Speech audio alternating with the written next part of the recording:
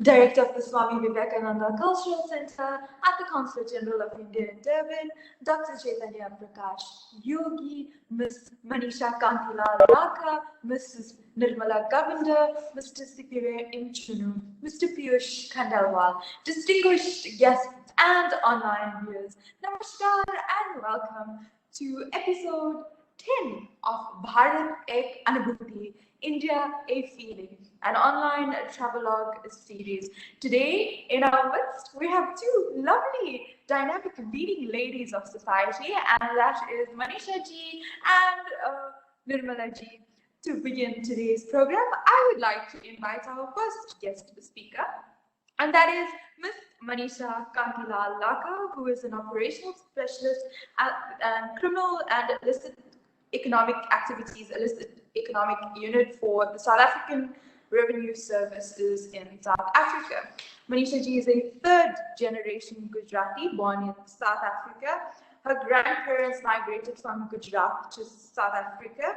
Her parents were both also born in South Africa, and she lived in Durban for 7 years thereafter moving to Lodham, Pretoria. Manisha ji was employed at SARS for a period of 5 years and then went on to PricewaterhouseCoopers and then to EY, which is Ernst & Young, and then went back to SARS. Her first trip to India was in the year 2007 and has then been ended. Today, for episode 10 of Bharat Ek Anubhuti, I'd like to welcome our first guest speaker, Ms. Manisha Kantilal Laka. Namaste. Thank you so much for this opportunity for me to allow to describe my feelings and my travel experiences to India. So I actually went to India very late in my life. In 2007 was my first trip. And the reason being was that people always told me that India is dirty, it's polluted, it's full of people. What they didn't say to me as to how humble the people are, how wonderful the culture is, and the things that I would experience there. So my parents and my sister and I arrived in Mumbai on a Sunday morning. And after checking into the hotel, we'd gone to visit the Mahalakshmi temple in Mumbai. And oh, what a sight was that! These ladies dressed in colorful saris with flowers adorned in their hair, making their way to the mandir. Vendors outside selling the puja tharis. Now, this was something for me to experience in South Africa. We don't get the puja thari at our mandir here. We have to take everything from home. So vendors selling the puja thari with the coconut, flowers, everything ready for you to go to mandir for puja. So we'd gone into the mandir and taken our darshan and came out. And then the next place that we visited, and I remember it very well because it being a Sunday, it was so busy. We'd gone to visit the Haji Ali Darg, which is also in Mumbai in Worli.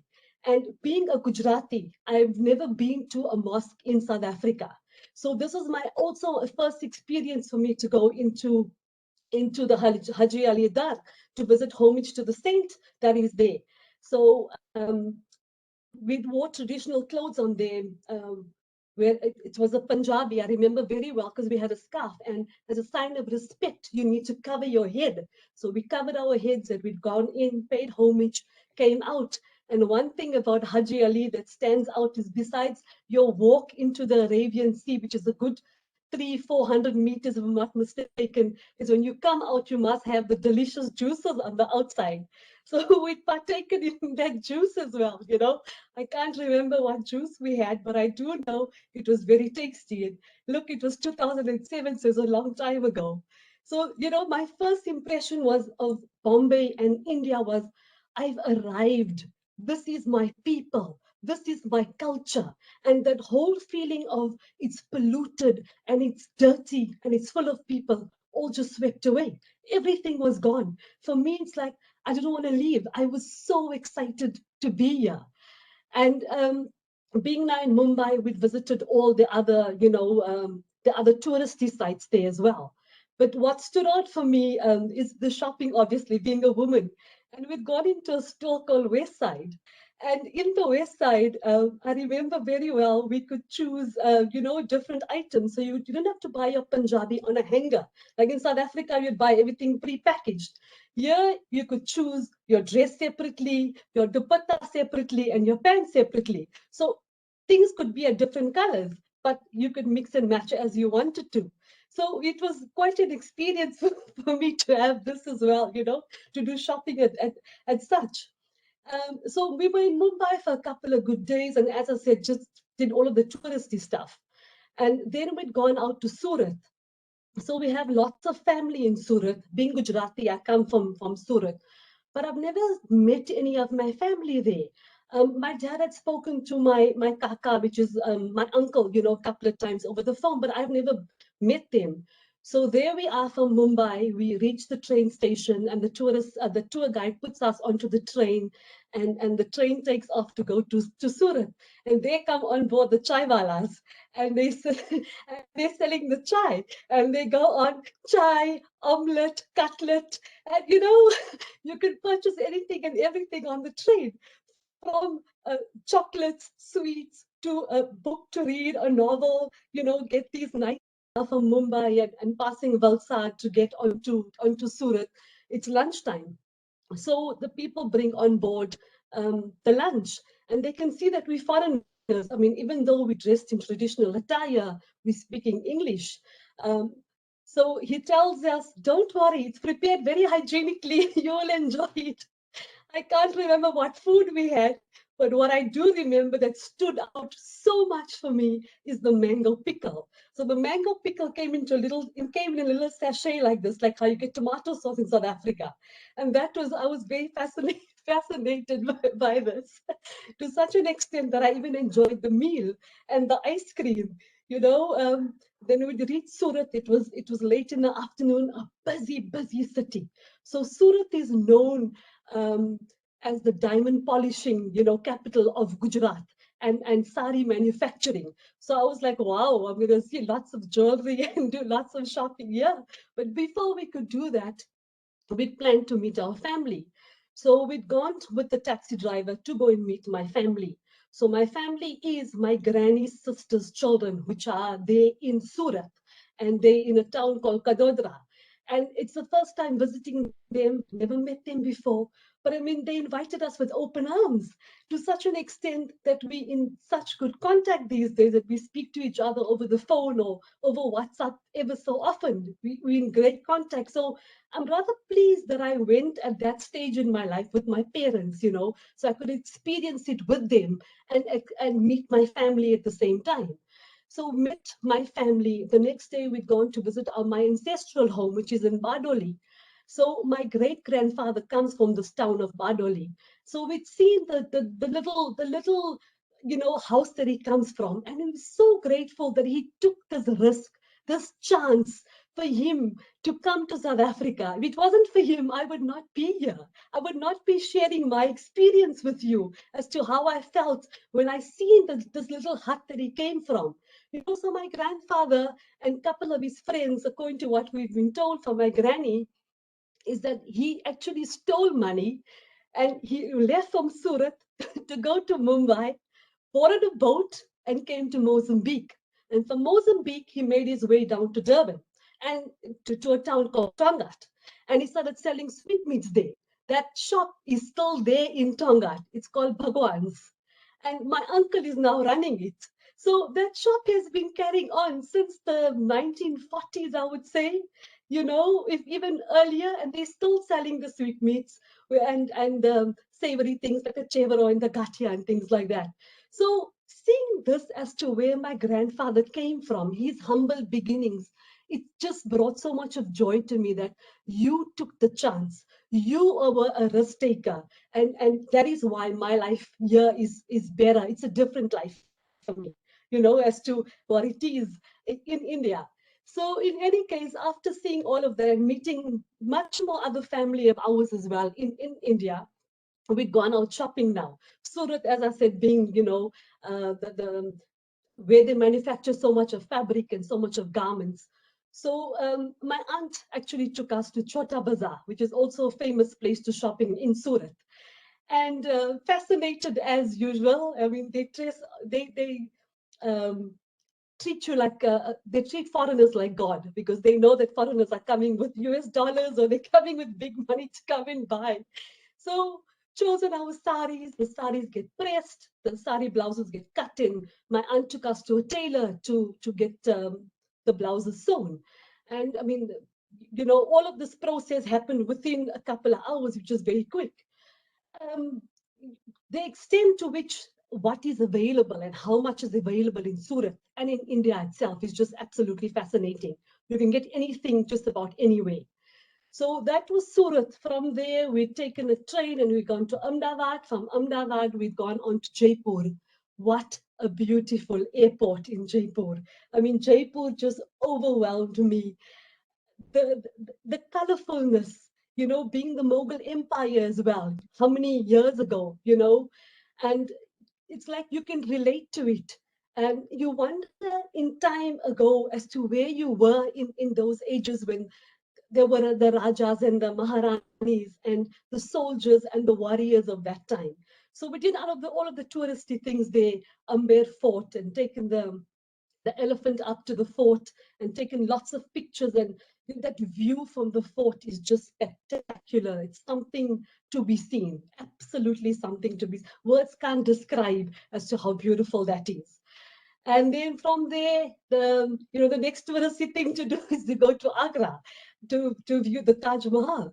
And from the Taj Mahal, they can spot you a mile away that you're a foreigner. Even though, as I said, you're dressed in a Punjabi, they can spot you a mile away. But nevertheless, such a beautiful experience. India is not just about the Taj, but it's all these other things that came up to me. Like the Taj was a highlight, but not the highlight. And many people only believe it's like they compare South Africa to India. If you say you're from South Africa, then it's like, oh, Cape Town, Table Mountain. It's like, as I said, when you compare to India, it's like the Taj Mahal. So viewed all of that, had a great time there, and then we'd gone off to Delhi to go and visit some of my friends there. And in Delhi, I had gajar ka halwa, which is carrot pudding for the very first time. It's not a South African delicacy. In the past couple of years, it's become a delicacy in South Africa. But this deep orange color of the carrots, it's something that we've never seen. It's in between a pink and an orange. I've never seen carrots that color here in South Africa. Visited my friends there and had a really good time with them. And then we'd gone off to Dubai. So Dubai was a total different experience because India was so busy. It was full of life, colorful. And in India, you would see the signboards in Hindi and then in English, or in Gujarati and then in English. And here I was in a country that's so cosmopolitan with these big high sky rises. So very much, conflict as to, gosh, I've come from, two different worlds. It was a total different world to me. So that was the end of my trip in 2007. In 2010, I returned again with my parents, but this time we'd gone down south. So we arrived in Mumbai and flew down to Trivandrum and hired a tour guide and a taxi, and we made our way from Trivandrum to Munnar, the tea plantations, to Cochin, Mysore, Bangalore, Goa, and back to Surat to stay with my uncle, for a few days again. And then I returned again a couple of times in 2010 because I enjoyed myself so much. And then in 2012, I'd gone to Bangalore only to the Art of Living ashram because I then found my guru. I had a spiritual awakening and I found my guru, Sri Ravi Shankar. So I'd gone to the ashram, the Art of Living ashram in Bangalore, and spent a few days there. And the humbleness of people, the seeing where they come from, and as to how simple a lives they live, it's quite something to see. In 2014, I returned again to Bangalore to attend a Navratri celebrations at the Art of Living Centre. I can't remember, but I think that they told us statistics-wise, there were between 70 to 100,000 people at the ashram. And you would never say there was never any chaos. Things were organized so well that you could never say that there was anything chaotic. International people stayed in a different place and the local people stayed differently. At night, we all came together for satsang. In the mornings, we all had partook in the pujas, things like that. So it just shows me as to the organizational skills that people have there as well. Besides the humbleness, the organizational skills as well. And then in 2019, I applied for a course at the Gujarat Forensic Sciences University. It's now called the National Forensic Sciences University, to attend a course in white collar crime.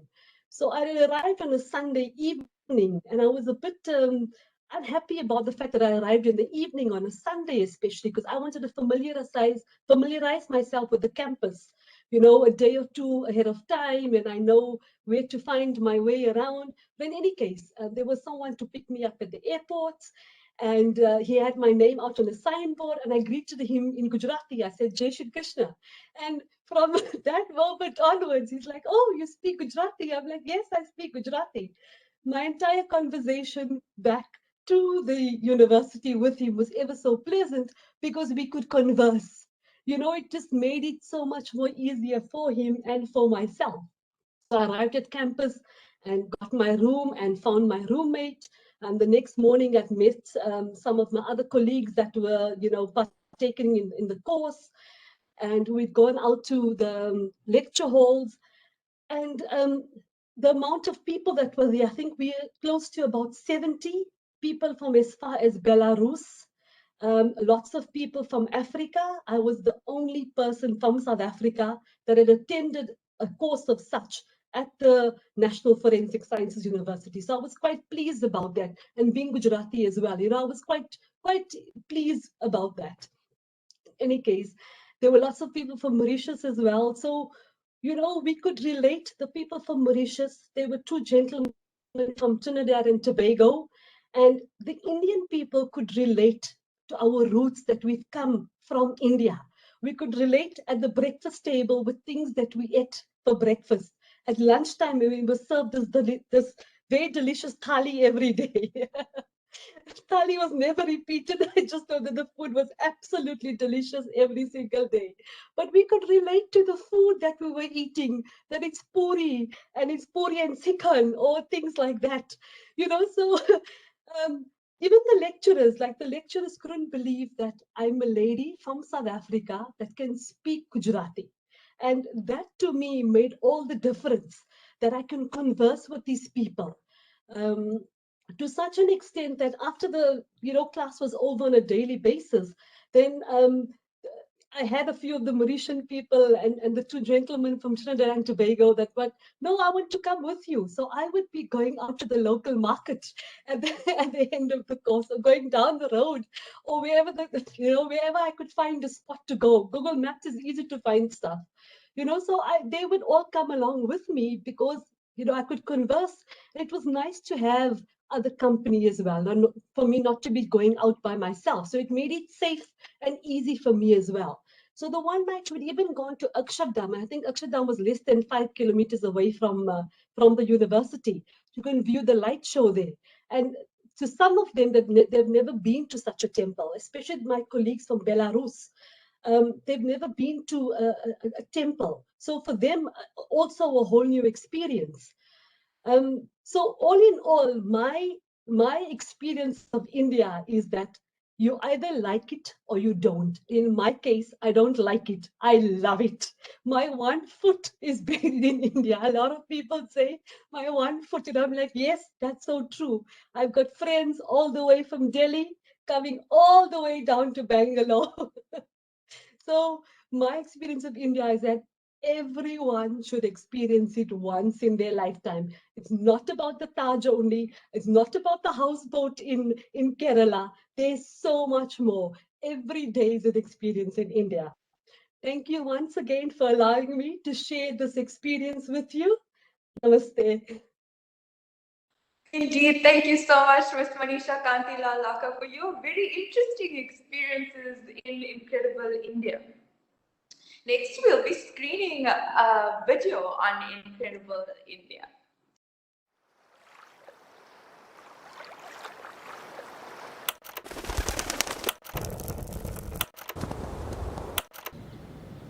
This is such a vast country. I could be anywhere in the world, but here I am. It is every person's dream to be mesmerised by the beauty of the Taj Mahal. When you come here, you discover an instant comfort and delight for India. For me as a designer, I'm inspired by its timelessness. As a writer, I know that my chapter with India has only just begun.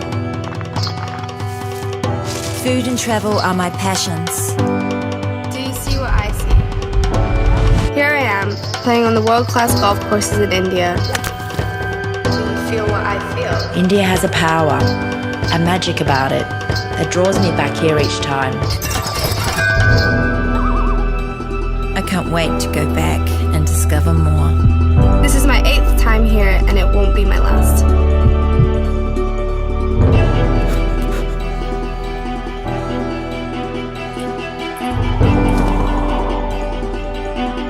They are travelers, not citizens of just one nation, who find ways to make home in places that invite them in. And India is not just incredible, India is acquirable. It won't just accept you, but pull you in with open arms, allowing your passions to find peace.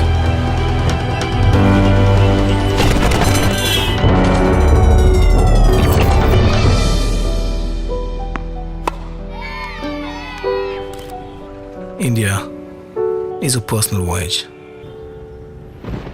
an endless profusion of everything for everyone. It may not have all that you singularly want, but it'll give you the one thing that makes you richer. Do you see what I see? India has made me believe in myself. Everywhere you go will have a secret to share with you. Anyone could give you a memory to take back forever. You'll never feel what someone else felt, and you'll never see what someone else saw. There is no one India for everyone. There are billions of Indias, and you will find yours. Discover an India that's truly all yours.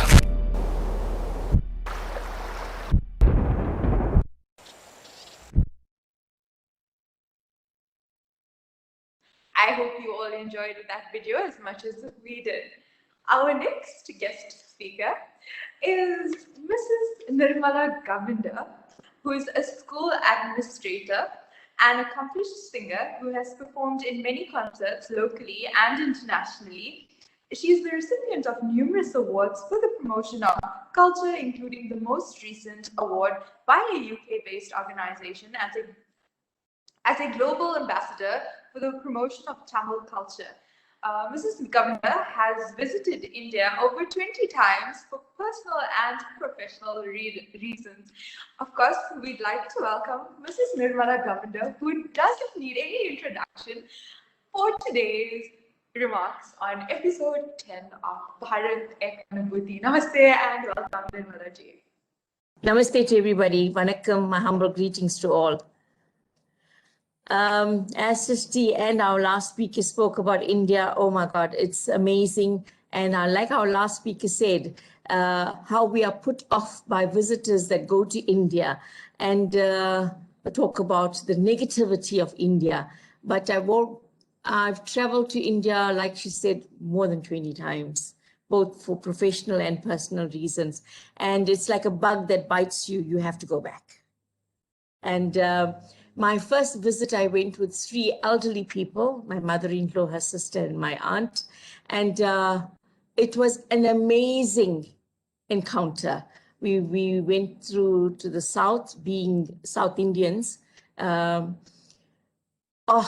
It's so hard to put in words the feeling that you go through. And we went to all the temples, Madurai Meenakshi temple.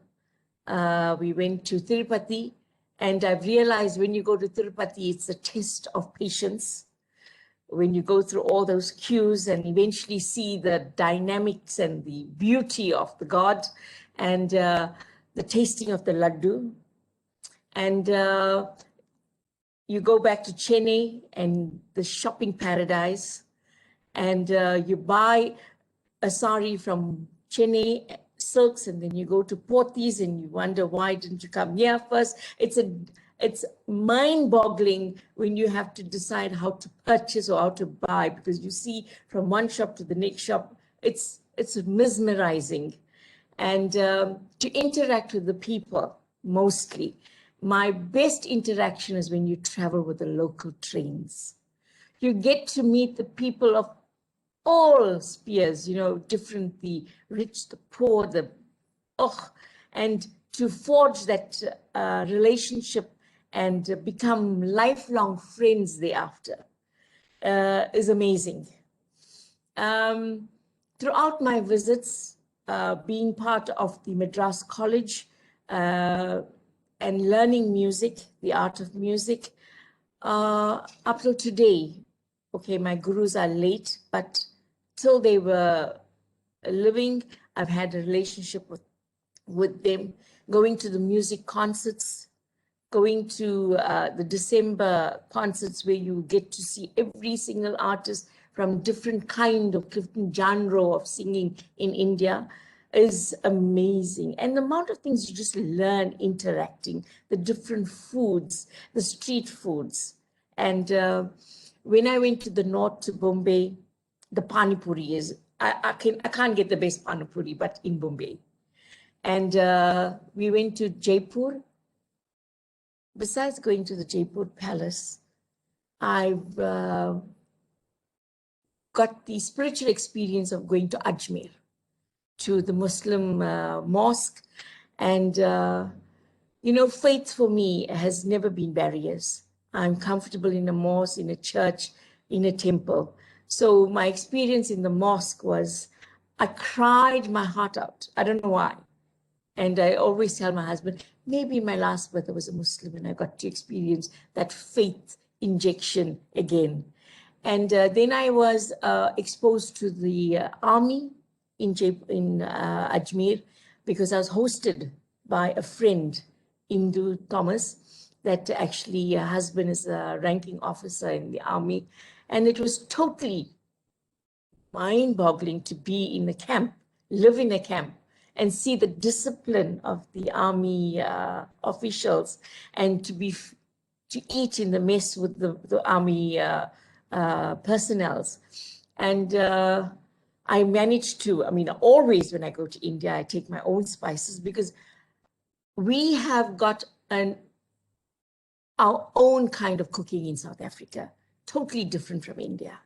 So when I go to India, I cook South African style, and people are amazed that we've actually developed our own kind of cooking. We don't cook with coconut oil, we don't cook with coconut milk, we don't cook with coconut in our food.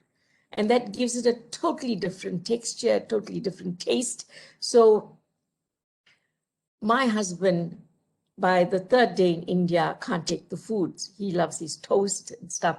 But I love the dosa, I love the sambar, I love the tikka, everything. It's amazing. And to go to Kanyakumari at the tip of India and see the sunrise, to go to the Talakaveri and do your ancestral puja, and to go, I mean, if it wasn't my travel on the train, I would never have known of the temple that was submerged in water in Mysore. I'm thinking now, is it Mysore or Bangalore? I'm not too sure. I can't remember, because so many places I've been. But this Krishna temple, Dr. Yogi, I don't know if you know this temple. I don't know whether it's in Bangalore or in Mysore, but it was a temple that was submerged in water and now it has come out, and it's a Krishna temple. The cleanest in the world, I would say. For being in India, you could eat food off the floor. That's how clean it is. And we talk about the traffic, the amount of people that come through those temples, but it has the Krishna chariot outside.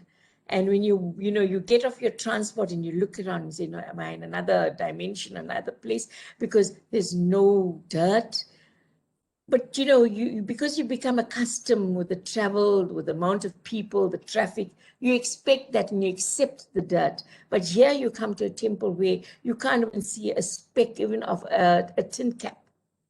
That's how clean it is. And when you walk in, it's the spiritualness that catches you. In most of the temples, the spiritualness that catches you. And no matter the crowd, no matter the noise, it's how you as an individual focus. So I always say, people will say, oh no, you go to India, you can't pray, you can't do this because it's a crowd. I always tell them, cut yourself. If you want to have the one-on-one experience with God, cut yourself from the outside world and focus on where you're going. And I tell you, it's an experience I would want everyone to experience. That's the spiritual part of India. The cuisine, you got to just go with the flow. Let your appetite go with the flow.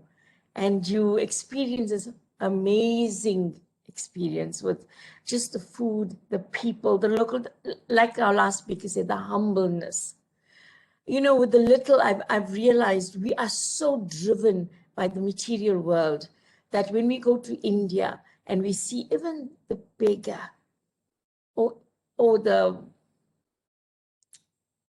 wala, the person that comes to take your clothes, the dhobi wala, they are so happy with what they have. There's not this chase for spiritualness. It's just the chase to survive. And the difference is there. You can see it. They're happy. You give them 1 paisa or 10 rupees. They take it so humbly. And they're willing to share even what they have. And if you're lost in India, I can tell you, if other countries, people sometimes in their mundane life of rushing from A to B, they don't even stop to help. But in India, no matter where you are, what you're doing, they will stop to help you. And they will help you. They might even walk with you to take you where you want to go. They'll divert from the whole life just to make you comfortable and take you to where you want to go. And it's no bother to them. And the saddest part for me, my heart breaks, is when you go shopping in the sari shop and you tell them, take that sari off, take this one here. And they don't feel that, in the back of my mind, I'll say, my God, they open the sari so openly, to put them all back together, to fold them and put them back in the shelf is, oh my God, how much work are they going to do? And then you feel bad. You really feel bad. But for them, it's they want you to be satisfied. They go that extra mile. And the entertainment in India, the movies, I've been to the movies, like practically, for me, it's not going to the movies to watch the film, it's to go to watch the locals be excited in the movies. They know the music score. They know all the songs beforehand. And when it's playing, they are up and they're singing along. And some of them, I think, even know the dialogue. And here they say the dialogue while it's on screen. It's amazing experience. I had the good fortune as well to perform in India, in Tirupati. And not even knowing I was going to perform, I had a friend, Mr. Shyam Naidu, who is a part of the Devasthanam and travelogue project in India. And he gave us his time to take us to Tirupati. But we went to Alamayal Mangi, the female consort of Lord Vishnu, to her temple first. And we had darshan there. And we took the laddu. But I must say, personally, the laddu at Tirumala, that Alamayal Mangi, is much more tastier than the laddu in Tirupati. I don't know. For some reason, I think because it's made with the mother's hands, the laddu tastes totally different. And when we went to have darshan at Tirupati itself, to Venkateswara's Peedam, there was a musician already singing. Unfortunately, I didn't get her name. But the song she was singing, I started to sing along. And Uncle Shyam asked me, do you want to sing? And I looked at him and I said, really? Yeah. And he said, yes. I just asked the singer to accommodate you. So he went to the singer and says, I have a South African lady that loves to sing. And can you give her just to sing a song? And the artists, to share their platform is nothing to them. Here in South Africa, the politics of singers and stuff, It's totally different from India. And she said, no problem. She can come and sing on the platform with me. And I went there and I just, first I was like stunned, what song do I sing? And mind you, it just came out. Instead of singing one song, I sang 4 songs in color, one after the other, like just went in, and I came out shaking, literally shaking, that I had this one-on-one, that I could sing my heart's content to Venkatesha. And when I came out, you had this whole lot of people that came there. I'm sure you're from South Africa. Are you from South Africa? Really from South Africa? Do you sing? And I said, oh, yes, we do. We do lots of prayers. We do lots of puja, Navaratri puja, Shivratri. We stay the whole night. And I had the good fortune of actually going in Tanjavur when we had the conference, the World Tamil Conference. And unfortunately, I can't remember the year. I think it was 2007, I'm not too sure. And in that conference, I had my daughter, who was at the time 8 years old, and being the only child in the conference. And with the benefit of the Indian government, we were taken on tour to all the South temples.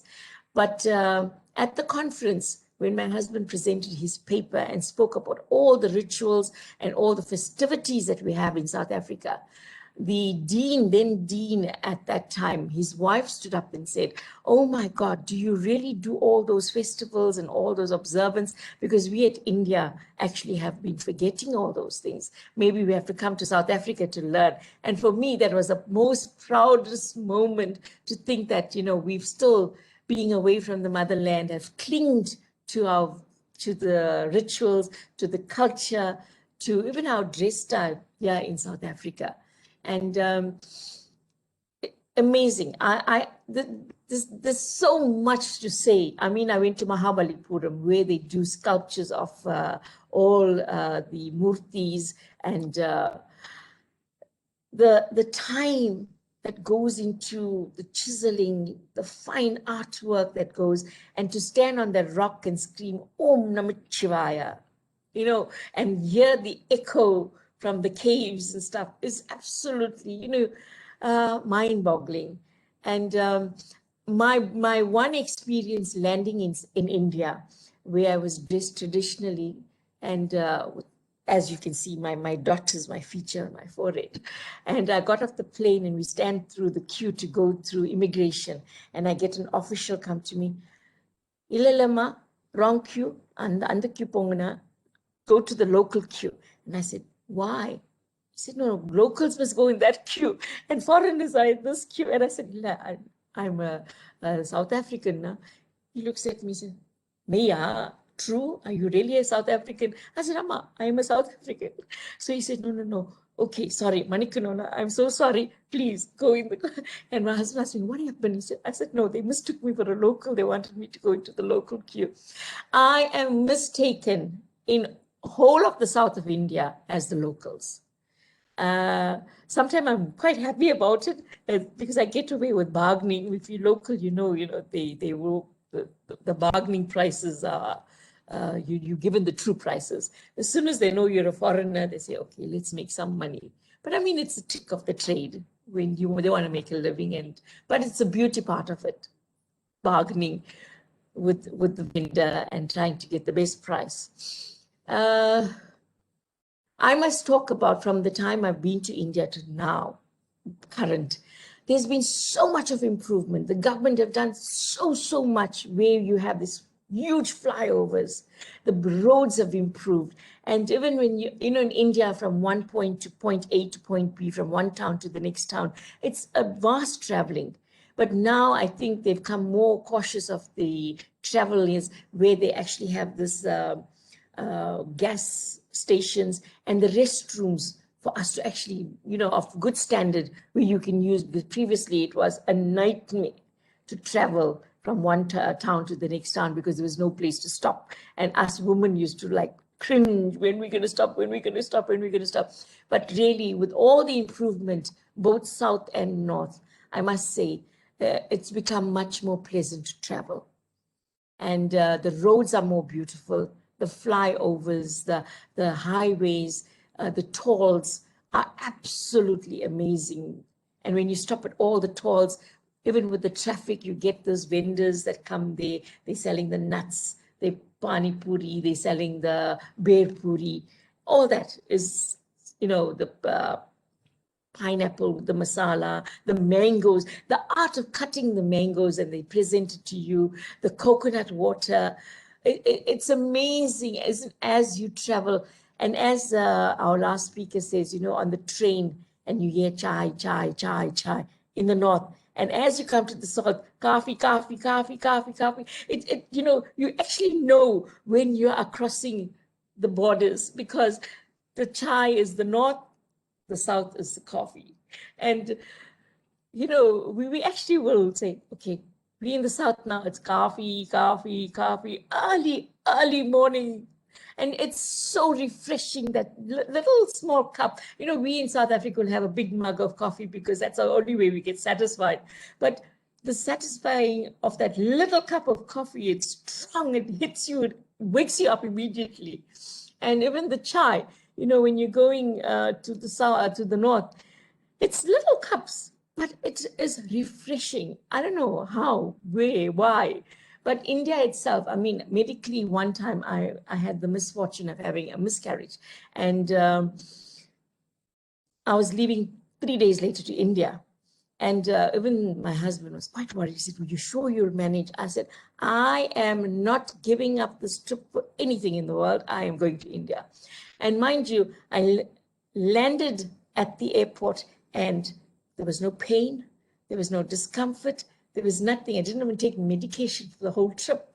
So, it's mystical. It's a miracle when you land in India, the ambience, the whole environment. They say the gods walked that land. It is true because you feel it when you land. All your stress, everything you leave, and you get there and it's a total different experience altogether. And I wish much more South Africans will go, especially being our motherland where our forefathers came. And like our last speaker said, if our forefathers didn't make that decision to stay in South Africa after their contract, we definitely would not be here. We had the good fortune of actually connecting with our families, my husband's family in India. They come from North Orchard, Sirvalur in south of India. And when my husband turned 60, we had the good fortune of doing our Arvatta Kalyanam. Arvatta Kalyanam is renewing our vows.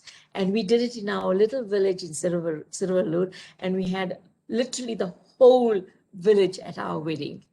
And it was a beautiful experience. I always tell myself that when I got married in South Africa, I had the good fortune of also getting married in India.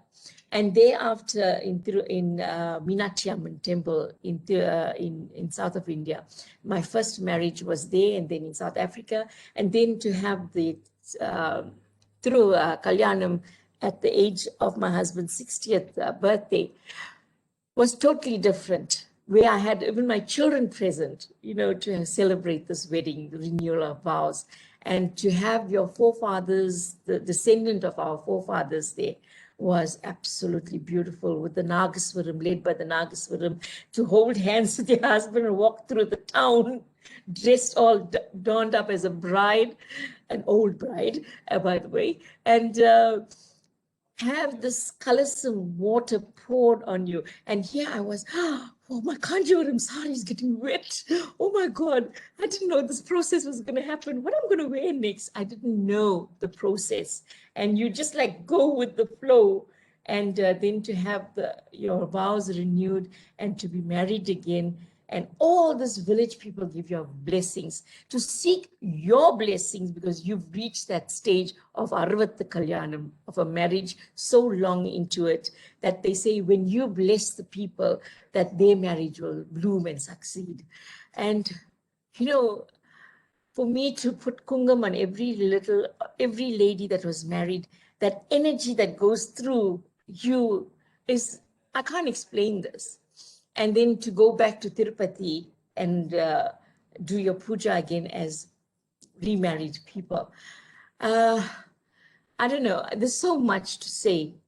There's so much to talk about. 20 years of 20 times going to India, my studies, my interaction with the people. And I always advise people, when you are going to India, try and use all the modes of transport, because you feel the difference. You can't only do it by plane. I mean, sometimes we have this limited time. We want to say from one town to the next town, fly. But I'm telling you, if you go by train, do the sacrifice, go by train, because you meet a whole lot of new people. We didn't sleep on the train because we were chatting and playing Uno and play I Spy with my little eyes, the little children you interact with. And the food is totally different on the train as when you're on the plane. So to all the aspiring people that want to travel to India, go with an open mind. Don't listen to anybody. Go with an open mind and experience it for yourself. Because I can tell you, it is mind-boggling. It's spiritually enlifting. You rejuvenate yourself every time you go to India. I am so excited when I'm going to India. I pack the day before, because you can get everything in India, from your toiletries to your clothes to your medicals, everything. When I'm leaving India, I cry. For some reason, I cry. I just don't want to come back. And COVID hasn't done me good, because it's 2 years I haven't been to India, and it's like I'm frustrated. I can't wait for the flights to everything to normalize, so I can go back and get rejuvenated. Because right now it's like I'm online doing puja, because that's the closest I'm getting to the temples. But other than that, I want to thank this organization for giving me this opportunity. I want to thank Dr. Yogi for giving me this opportunity to talk from my heart, my experiences in India. And the close-knit, the Consul General would always, if you want your visa sorted out, anything, you go there, they are so willing to help you for you to go across to India. So, Dhanyavad, thank you so much. Namaste.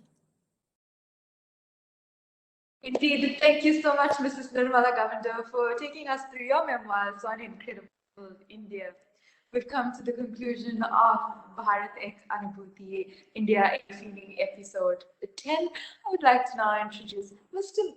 Sipiwe Mchunu from the Swami Vivekananda Cultural Centre at the Consulate General of India in Durban to read this afternoon's. Thanks.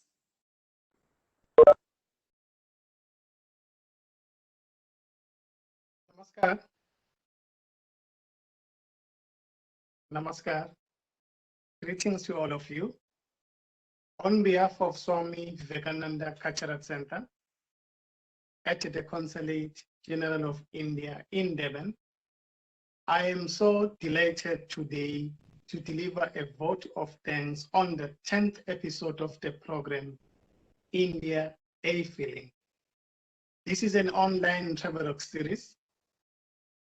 I'd like to thank our two online guests, Ms. Manisha Kantila Lakaji. She is working for South African Revenue Service in the Department of Illicit Economic Unit, IEU. Secondly, I'd like to thank Nirmala Kavendaji. She is an educator from Durban in South Africa. I'm thanking them because the way they narrated their story, I have the sense that